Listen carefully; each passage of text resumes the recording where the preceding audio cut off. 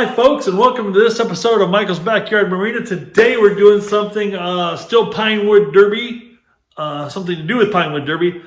I've decided I'm building a track. I think in my last video I told you I had some plywood I had bought that I'm going to start my track with.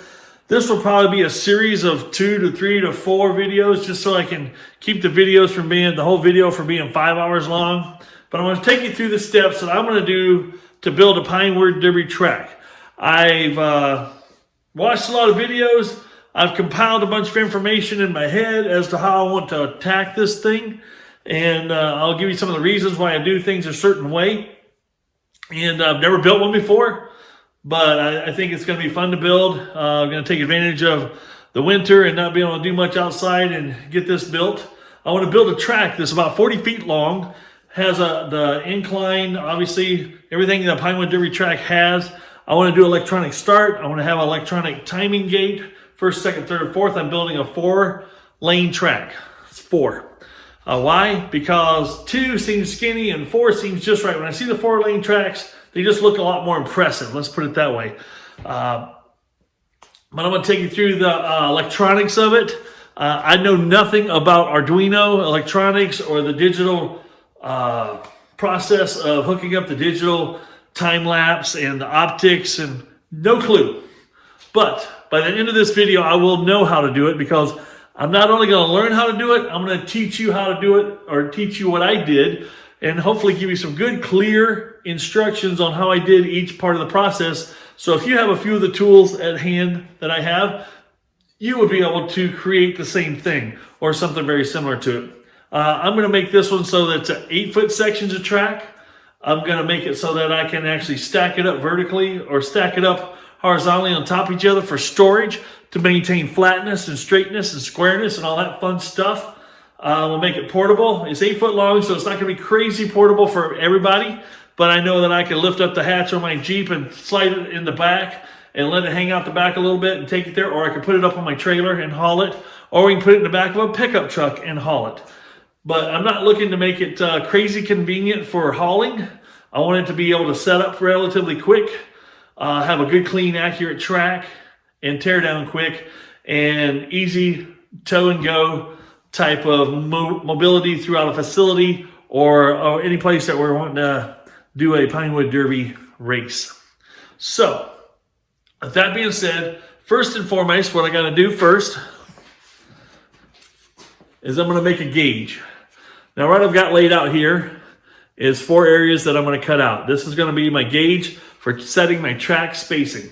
I currently have 3 pieces of wood screwed together, and I'm going to take my table saw and I'm going to remove that part of the little grooves here across the 3 of them together, and that will create my spacing. All I got to do is go a little bit more than a 1/4 inch deep. With that being said, this is very simple. There's nothing magical about this page at all, except for you see that I've got a track width of 3.5 inches and a raised board piece that's going to be a 1/4 inch thick by 1 5/8 wide. So, and there's going to be 4 of them, as you can see here. My total width of my track will be 15 inches that I'll be rip cutting the plywood. And then I've got poplar. I don't know if you're familiar with poplar wood. Should be. Seems pretty popular. Okay, stupid dad joke. I'm good with those. Poplar is a very stable wood. It's light. It's stable. It doesn't seem to attract moisture. From my research, they use a lot of poplar wood underneath pool tables that have, like the older pool tables. The poplar wood is where the slate sat on, because it didn't seem to have a lot of growth or shrinkage, or, when the humidity changed, it didn't have a lot of movement, and pool tables need to be perfectly flat. So why wouldn't I use poplar? That's a good stable wood to hook onto my wood to make a stable support down the length of my track. I'll show you how I'm going to do that. We got a long ways to go, and we'll see how far I get this weekend on this project. My guesses are we'll get through how I'm designing the track and the sections, and then we'll just keep digging in deeper and deeper, and then we'll hit that electronics wall, and then we're going to punch through it. So I hope you enjoy this video. Let's get after it. First thing I'm going to do, let's create these gauges.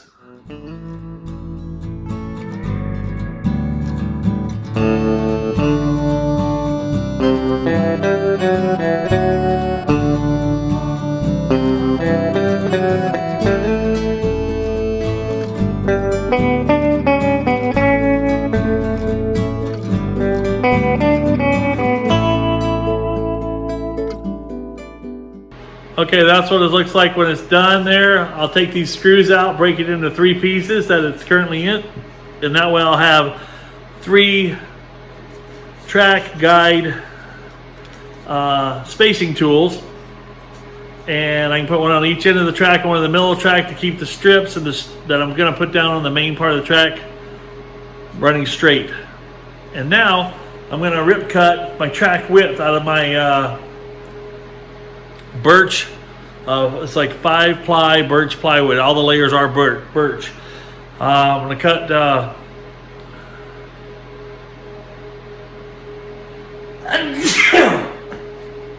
I'm going to cut that into 15-inch widths. I need, I believe, what is it, 4 times 8 is 32. I need 5 pieces 14 inches wide, or 15 inches wide to do my track. So let's get after that. Now we got to rip cut my 1/4-inch plywood to 15-inch widths. I need 5 pieces. Let's do it.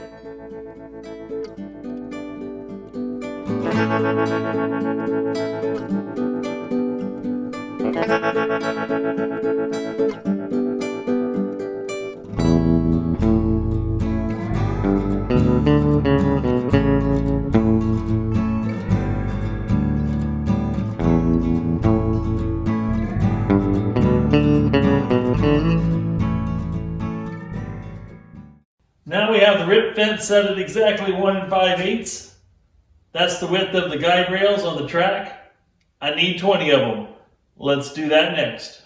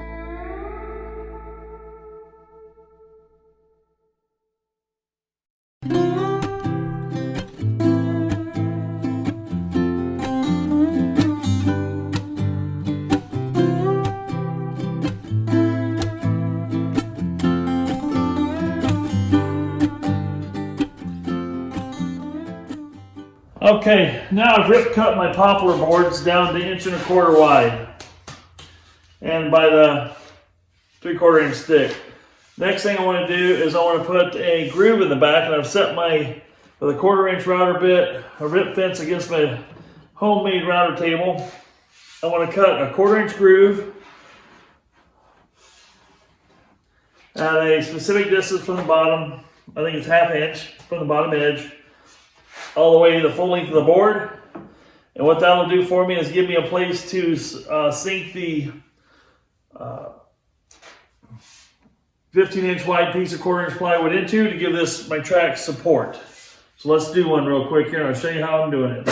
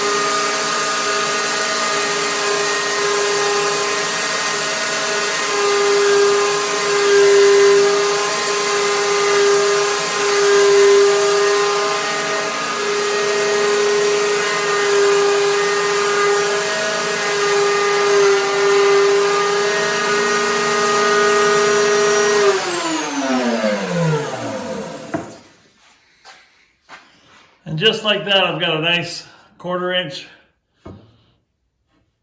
groove down the full length of the board that I'll fit my plywood.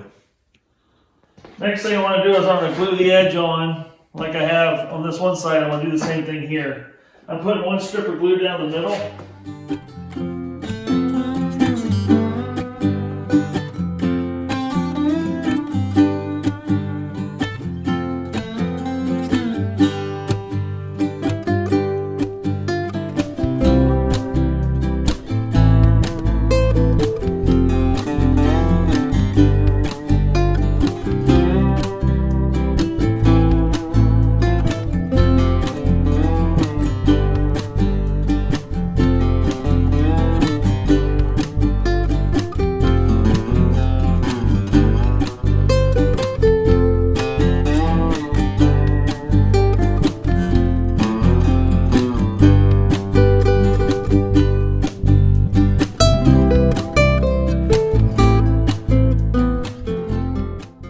Alright, I've got 3 sections of track glued up right now.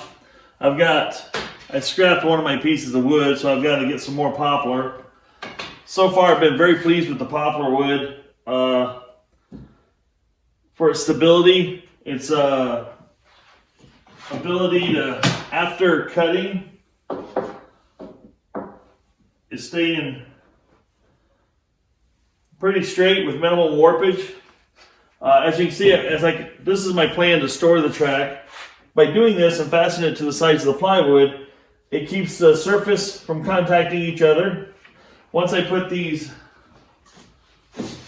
strips on, this will be the guide rails on top of the wood, and fasten those down. As you can see, that's going to store real nice. So I'm going to have 4 of these. This will give me 32 feet. I'm going to have about a 40 to 48 inch transition area. And then I may decide to build one more to make it a longer track, but right now I've got the thing set up. I'd love to have about a 40-foot track total is my goal. So, next thing we're going to do, like I said, I'm going to have to buy some more, another couple boards of poplar. The other thing I'm going to do is I'm going to put a piece under here to give it strength and make a connection area, so when I hook the tracks together, I've got a nice sturdy connection area that's going to align every time. And I'll show you what I'm going to do to do that when we get to that point. But this is what we got so far. Like I said, I got to buy another piece of wood, a poplar to create more rails, like side rail pieces, and we'll finish up the 4. Actually, I got 5 pieces of track, but to finish this up. And I'll show you, this probably will conclude part 1 once I get the straight part of the tracks completed as I want them. But we got a little ways to go yet, so hang in there, and we're going to show you how we build an awesome track. All right, folks. Am I in the picture here? Am I in the picture here? Am I in here? Like this. But now, how about now? Enough? Okay. Well, I've been struggling with a way to hook my Pinewood Derby track together that's reliable, repeats itself, makes sure the lanes are completely lined up every time. This is made out of wood and not extruded aluminum, so that presents its own little bit of problems. But I think I can make it just as good. So I'm coming up with a joint that I can put together quickly that aligns everything up and kind of levels the track maybe a little bit. It's fun stuff like that. So I'm going to walk through this process with you guys. I'm going to be learning it with you guys. I'm going to go through things kind of probably in a time lapse and then explain what I did. So bear with me and let's get started. Okay, here's my thoughts on this. I want to create a wavy pattern. So I'm going to split this in half. So when I bring the 2 pieces of wood together, they line up. They can't shift left or right. And they got a lot of surface that I can clamp together and hold it in place. Now I cheated and did something real simple to create this pattern. I put a strip here on each side, just clamped it down with my clamps, and then took this wood putty container, and every time it crisscrossed, went side to side and put a pin mark around it. So, easy peasy. Then I'll create, we can call it an A side and a B side. That way, hopefully, I'm doing something here that I can recreate this pattern over and over. So let's bandsaw it and see if I can follow this line. Maybe I should drink some beer so I can get follow this crooked line. All right, let's go. We're gonna bring this around.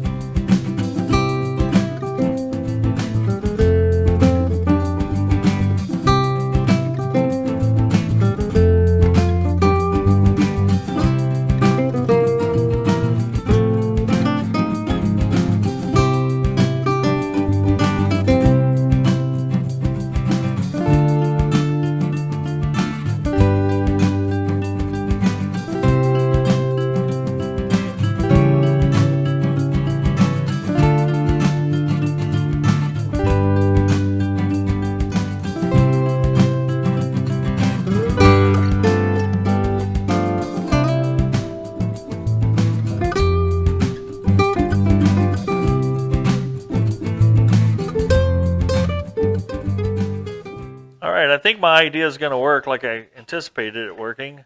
Is I created my pattern here, and I can use that to make several joints then, an A and a B joint.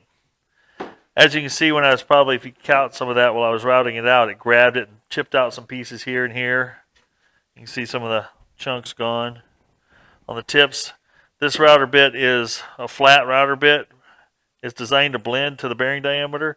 I'm going to see if I can find some of these in a helical shape so it won't be so grabby, which will be nice.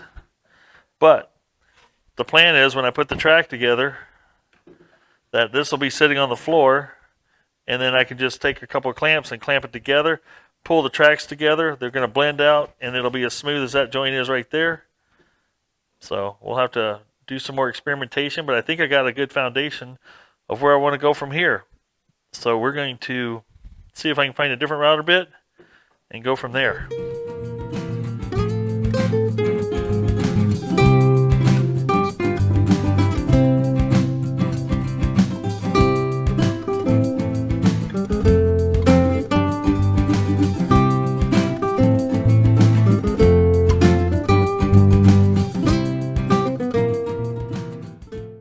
Okay, I got the last section of track here being glued together. That's going to be five 8-foot sections so far.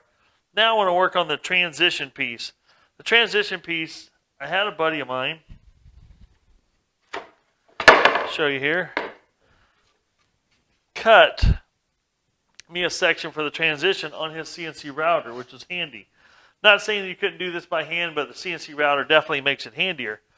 Where we went into an 8-inch straight here, and then we turned into a 48-inch radius, and then back to an 8-inch straight, because I wanted straight and straight coming off of it to transition into the straight part of the track. So in order to match these up perfectly, I've rip cut a piece of 1/4-inch plywood that I'm going to use, that I'm using as the track. And I'm going to put these two together, because now I need to cut it down to match my track.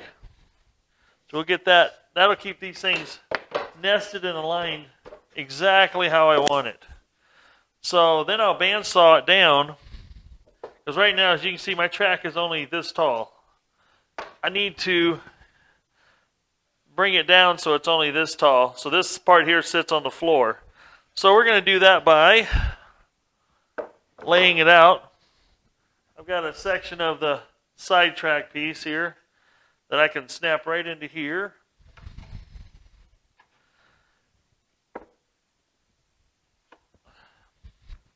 That will give me the height I need to put a line across here so I can cut that off. And then once I cut that off, I'll be ready to start gluing in my main track piece. So let's get started on that.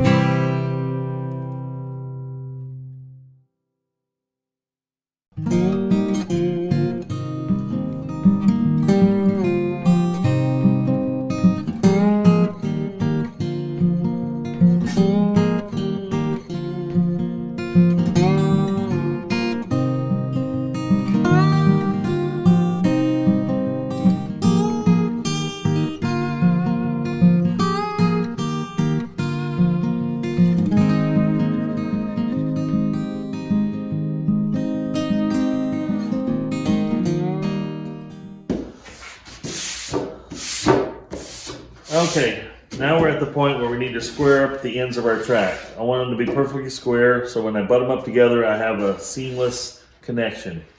So what I've done to do this is I've got me a piece of 3/4 inch plywood. That's just supposed to lay in here just to give it some support and create a flat surface, because as you can see, I got raised edges here.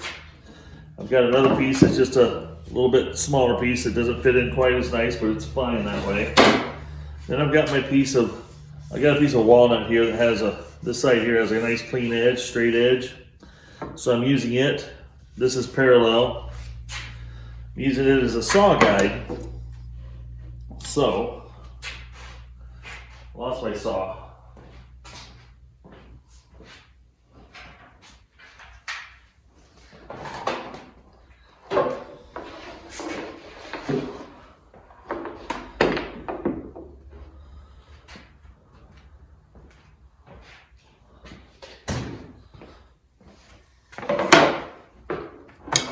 On my particular saw here, this is an old skill saw. I've got approximately from the outside or the back side of the blade to the edge is 4.5 inches. So what I want to do here is I want to measure back a little stronger than 4.5. We'll go like 4 5/8. So we just trim off 1/8 inch of this. I'll use my square here, speed square, just to square this piece of board up like that. Then I'll place my clamps in a manner that won't interfere with my saw.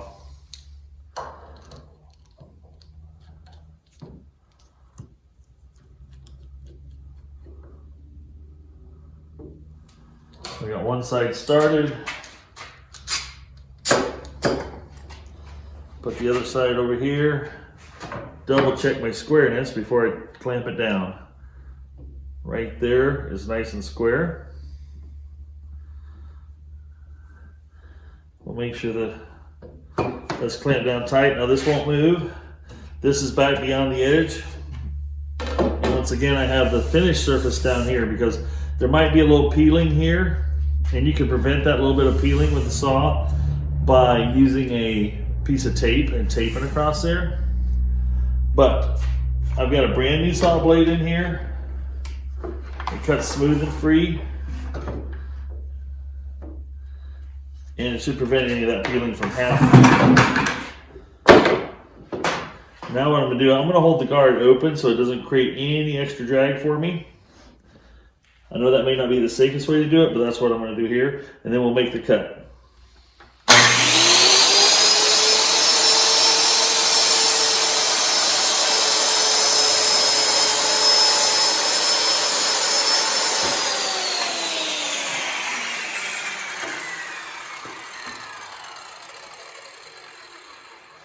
what you have is a nice, square, perfectly blended edge. And as you can see, there's just a little bit of peeling here, but not much. But on the track surface, because the blade is cutting up, it's pulling down against that. There is absolutely no peeling going on there, which is fine. So we'll call that side done. We'll do another piece of track, and then we'll butt them up together and see how things look. All right, now we're ready to do the other end. All set up, same way, same method. Make sure your cord's not going to interfere and cause you to pull this way or this way, because that could be problematic. And we'll cut the next side.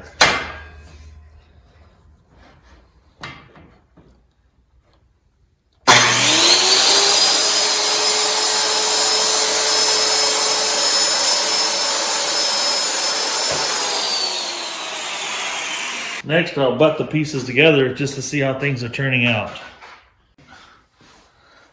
All right, you guys saw in the video where I squared up the ends, and now I was trying to come up with a good way to do the joint. You saw my attempt at doing this number here. I decided not to go that route. Instead, I wanted to go with something that was more predictable for the life of the track, that wouldn't warp, wouldn't bend, along with the wood that's on here that would help make it steady. So what I decided to do is go with some 60-61 half-inch square aluminum. And what I've done here is I've drilled and reamed and placed 2 dowel pins in here. This has got a clearance hole here. These will fit together like that. And what that will allow me to do then is make this my joint. So it's a lot simpler than all that wood. And now I have drilled and tapped 4 1/4 holes, 4 on each side, and I'm using a flathead screw like this that will fasten underneath here. So as you can see here, I'll slide it back a little bit. You can see this piece is underneath here. We've got 4 screws in here, the 1/4 flathead screws. And then what I did is I also drilled holes this way, and I got 2 wood screws going back into the wood underneath here. I will flip it over and show you what that looks like underneath.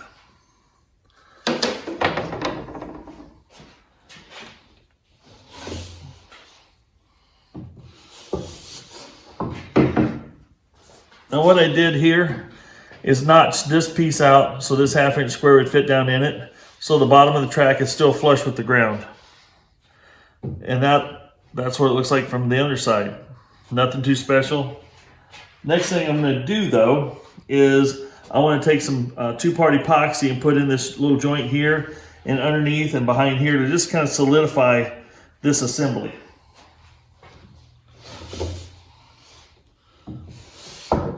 My game plan is, once you're using the track, that you can place it on the floor. This is just a loose simulation here of if it was laying on the floor, that the track would just come together just that easy. Nice smooth transition, controlled by the aluminum being flat and straight. And then I can take and put a clamp here, and it holds the track together on the floor. After that, we get completed with doing all the joints on the track, then it'll be time to install these guides.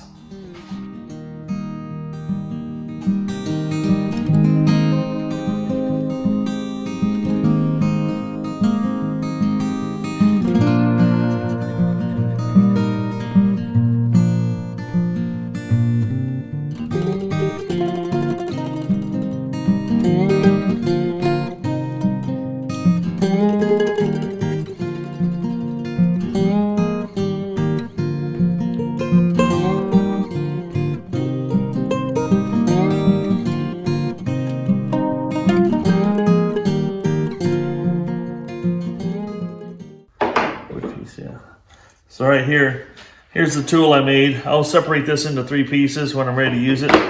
This is what I'll place in between here to line up the spacing on the track. There'll be 4 of these across. But the nice thing about the way I'm doing this is by countersinking these flat, I can bring these tracks up to butt against each other, these lane guides, I guess you'd call it, up against each other.